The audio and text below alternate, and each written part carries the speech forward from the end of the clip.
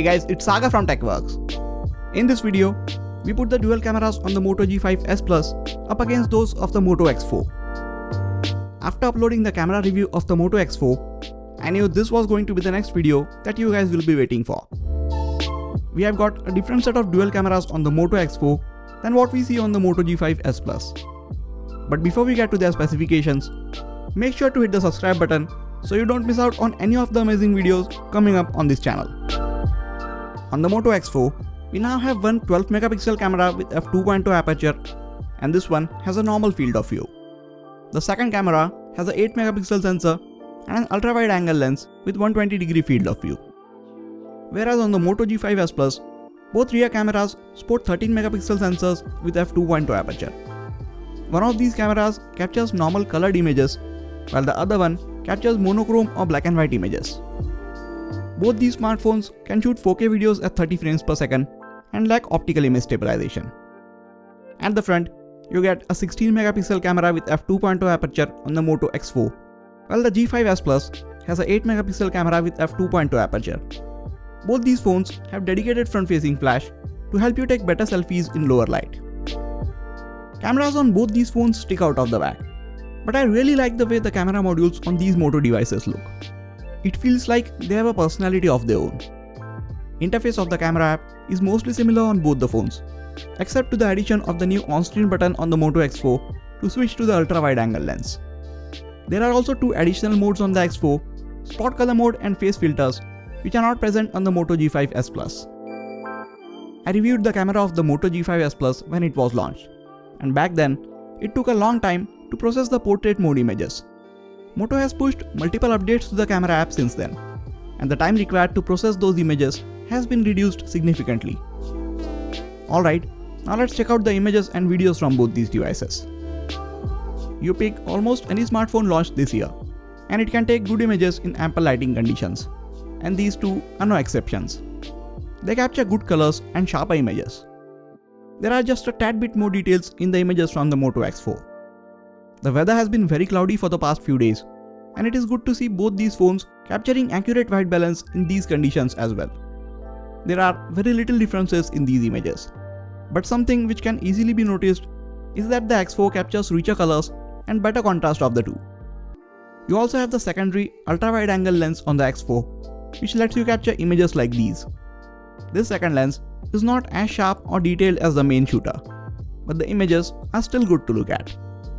You might not use this lens every time, but it is good to know that you have the option if you ever need it.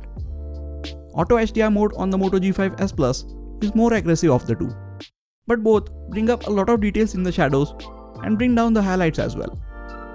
In all of these shots, X4 captures better details, but that is only noticed when you zoom in on a particular part of these images. To the naked eye, these images look equally good on screens of both these smartphones. Both have similar aperture, so there is not a lot of difference in the close-up images as well. The subject is in focus, images are sharp, colors are good, and the background is blurred out very nicely. Neither of these phones are perfect at taking portrait shots, but the X4 does slightly better at keeping the subject in sharp focus. It also takes better low-light portrait shots of the two.